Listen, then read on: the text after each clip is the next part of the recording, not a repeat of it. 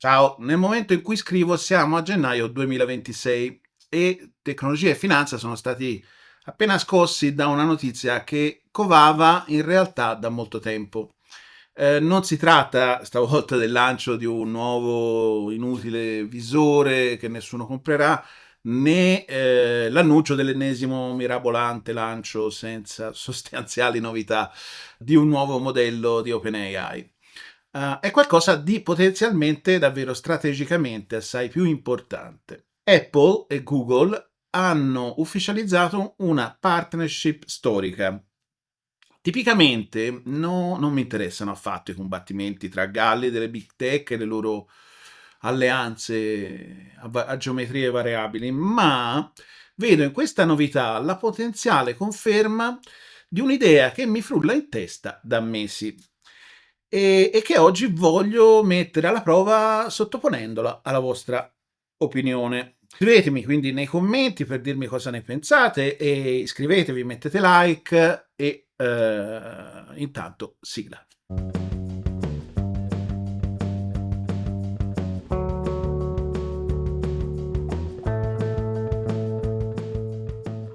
E dunque, ormai da anni abbiamo assistito a una battaglia tutta incentrata sulla Silicon Valley, trasformata in un'arena dove la battaglia si è giocata a costo di miliardi in dollari e gigawatt per primeggiare nella gara alla migliore IA e alla più potente infrastruttura tecnologica per questa intelligenza artificiale. Tutti si aspettavano che Cupertino, Apple, dal suo fortino immacolato e stiloso, tirasse fuori, dopo aver lavorato in segreto e sotto traccia senza farci sapere niente, tirasse fuori il suo Apple GPT, diciamo così, per mettere una volta di più a rispetto la concorrenza. E per dimostrare che il cosiddetto walled garden poteva generare anche l'intelligenza suprema, la AGI e poi la superintelligenza.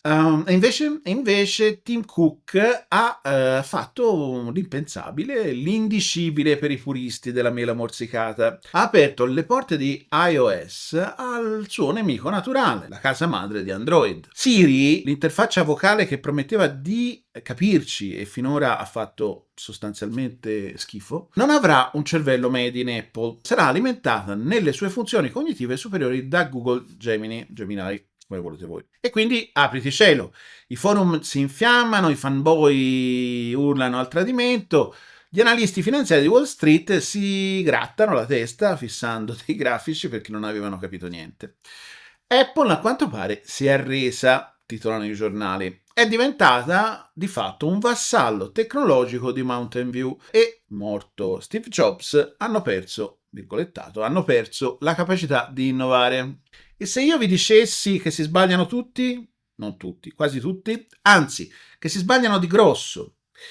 Guardando la questione con un giusto cinismo e con una certa consapevolezza storica, questa potrebbe essere la mossa più astuta che potessero fare e per di più che potrebbe tracciare una linea di azione futura per tutti coloro che non sono stati tra gli scattisti dell'era dell'intelligenza artificiale.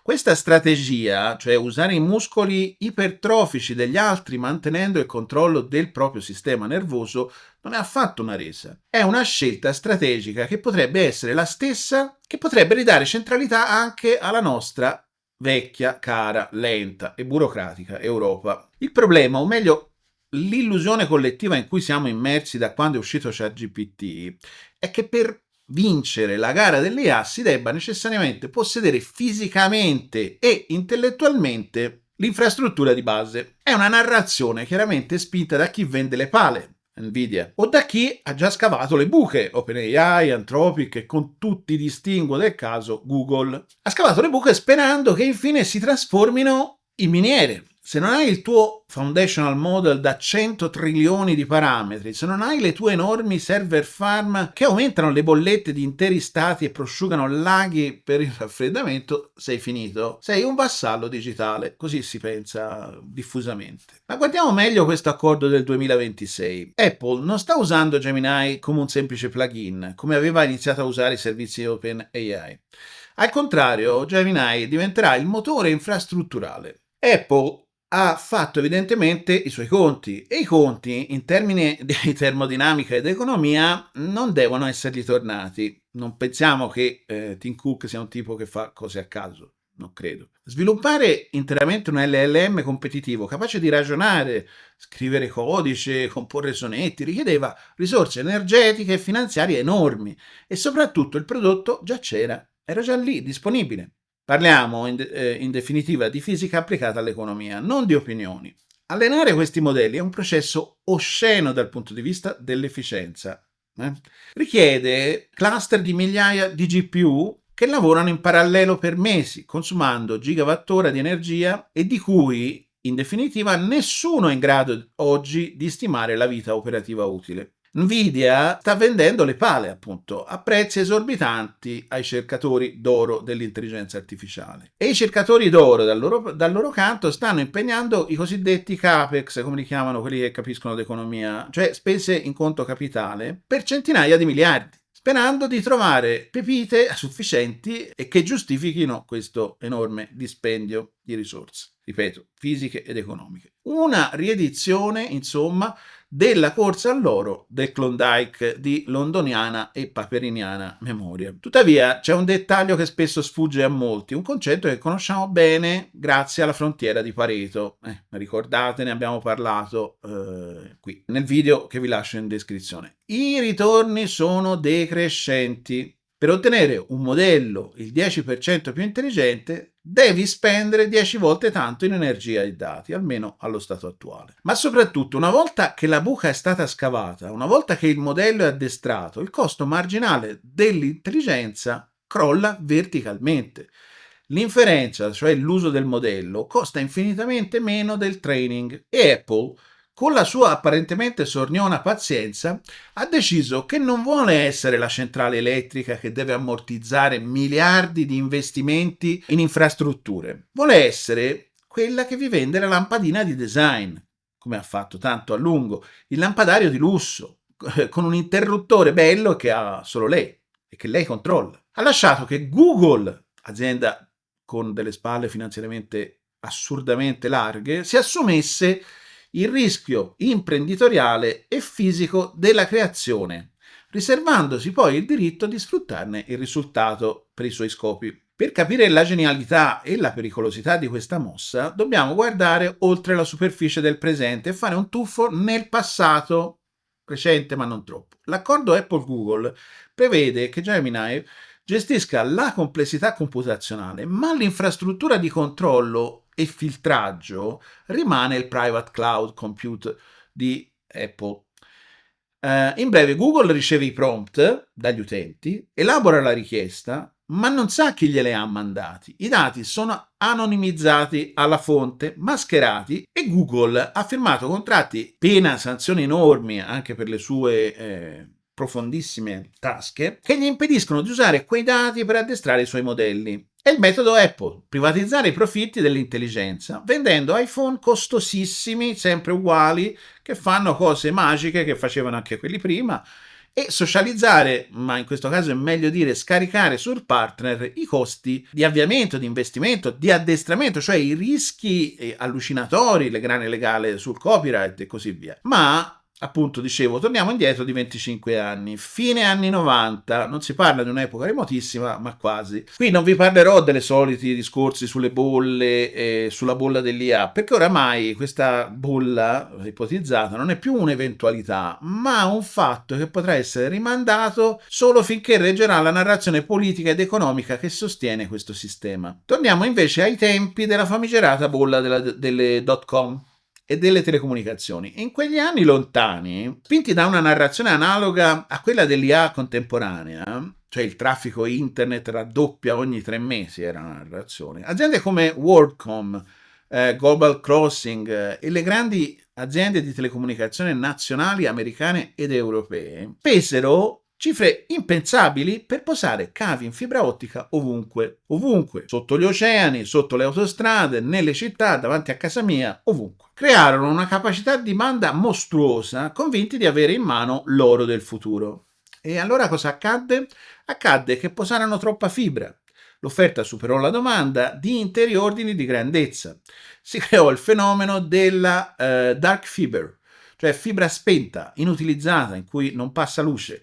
Il prezzo della banda crollò quasi a zero e le aziende che avevano posato i cavi o costruito infrastrutture di comunicazione cellulare andarono in bancarotta, in alcuni casi, oppure, nel migliore dei casi, persero fino al 90% del valore in borsa. E noi utenti, alla fine, potemmo cominciare a telefonare, messaggiare e navigare a meno di 10 euro al mese. Mi sembra che io ora spendo intorno alle 8 euro al mese. Evviva! Quindi chi ha vinto quella gara? Chi ha costruito gli imperi del XXI secolo? Hanno vinto Google, Amazon, Facebook, Netflix e compagnia cantante. Hanno vinto i servizi over the top, quelli che fornivano il servizio, non quelli che fornivano, diciamo, l'infrastruttura. Queste che ora chiamiamo big tech hanno aspettato che i muratori fallissero nel vero senso della parola, che l'infrastruttura diventasse una commodity svenduta all'asta, un'impresa fallimentare, e ci hanno costruito sopra i loro castelli, i loro imperi. Oggi i large language models sono la nuova fibra ottica, forse. Non se ne può avere la certezza, ma è un'ipotesi non tanto peregrina. Sono di fatto l'infrastruttura. Sono probabilmente destinati a diventare una commodity. Tra Gemini, ChatGPT, Claude e i vari modelli cinesi, open source tra l'altro, DeepSeek, Qwen, eccetera, la differenza di prestazioni si assottiglia sempre di più. L'intelligenza grezza diventerà come l'elettricità o come l'acqua del rubinetto o come la larghezza di banda, indispensabile ma indifferenziata e a poco prezzo. Apple ha relegato OpenAI e ChatGPT a un ruolo secondario, opt-in, e ha scelto Google come fornitore di utility. Perché? Perché quando il prodotto è una commodity, il fornitore è sostituibile ed è meglio scegliere quello più solido e con il prodotto al momento migliore sotto il profilo del rapporto qualità-prezzo.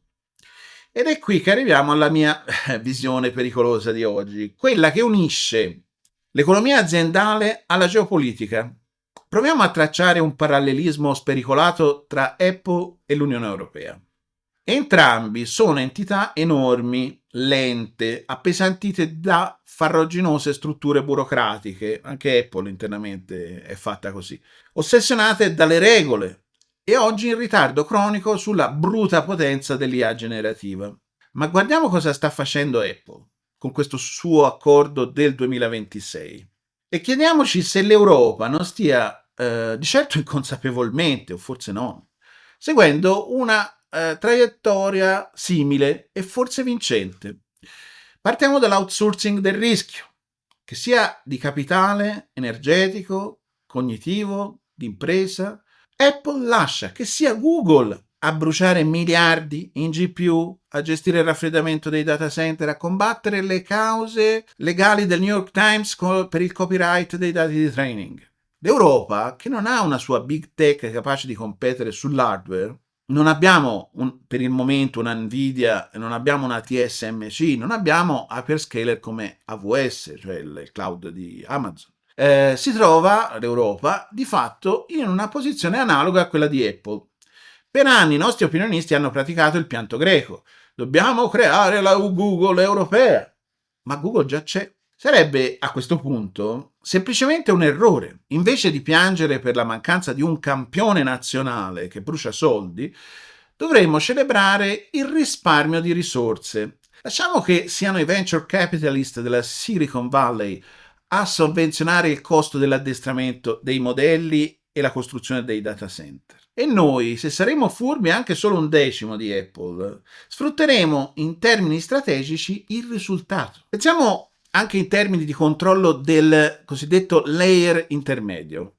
Pensiamo al Bruxelles Effect. Come Private Cloud Apple usa Gemini, ma lo avvolge, lo impacchetta nel suo Private Cloud Computer, un sistema hardware-software che impone le regole di Cupertino all'algoritmo di Mountain View, l'Europa ha un'arma simile, ma potenzialmente molto più dirompente.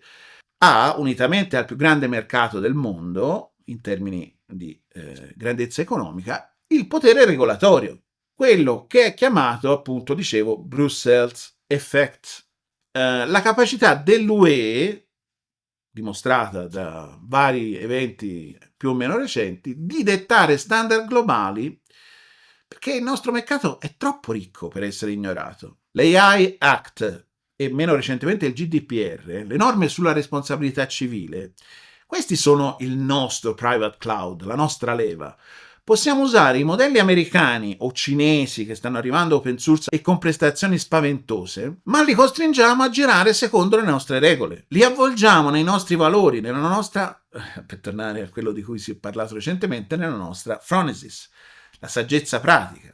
Ne abbiamo parlato con Mario De Caro, vi lascio il link in descrizione. Se vogliono accedere ai 450 milioni di consumatori più ricchi del pianeta, quelli dei 27 paesi dell'Unione Europea, devono adattarsi al nostro sistema operativo sociale, e questo è un fatto, lo vediamo anche con le vicende recenti. E ricordiamoci la lezione che il passato ha impartito duramente agli scattisti tecnologici, come l'Europa stessa, nello sviluppo delle tecnologie fotovoltaiche in questo caso. L'applicazione batte l'infrastruttura. È un po' la rivincita dell'economia reale in qualche modo. Con questo accordo tra Apple e Google, Siri diventerà finalmente capace di conversazioni complesse, si pensa entro iOS 19, ma l'utente percepirà e comprerà Siri, non Gemini. La carrozzeria, come si sa, vince sul motore. L'Europa deve assolutamente fare lo stesso. L'America ha i modelli? Bene. Noi abbiamo la manifattura tedesca, la moda e il design italiano, il lusso francese, la farmaceutica danese, per fare le solite semplificazioni che valgono fino a un certo punto. Non ci serve possedere il modello generalista che sa scrivere poesie in rima baciata. Ci serve verticalizzare quell'intelligenza, affittata a basso costo, e poi ovviamente addestrare delle intelligenze molto più piccole che facciano compiti molto più specifici, ma questo è un po' un altro discorso. Tutto ciò per ottimizzare le nostre fabbriche, per scoprire nuovi farmaci, per gestire la complessità del welfare state. L'IA è un fattore moltiplicatore, questo è fuori di dubbio, e se moltiplichi zero, cioè un'economia digitale inesistente, ottieni ovviamente zero. Ma se moltiplichi un'economia reale forte e radicata, anche se in crisi, ottieni un vantaggio competitivo enorme. Non ci serve possedere il modello, ci serve possedere il processo e il risultato. Eccoci al momento dell'avvocato del diavolo. Sento già il grido di dolore del mio gemello malvagio o magari qualche commentatore sovranista che legittimamente si preoccupa. Ma Gregorio, mi diranno, stai proponendo il vassallaggio. Così saremo sempre dipendenti. Se Google stacca la spina o se Trump o chi per lui decide di bloccare l'export di intelligenza, l'Europa, eppure Apple, si spengono. Il tema della sovranità digitale è qualcosa di cui ci occuperemo, spero, nel prossimo futuro con Episteme e con l'Università di Siena. Questa è un'obiezione seria che merita di essere trattata con grande cautela e attenzione. Tuttavia, c'è una differenza fondamentale rispetto all'esserci precedentemente legati mani e piedi a gas russo, per fare un esempio scomodo e che brucia ancora tanti politici europei. Nel gas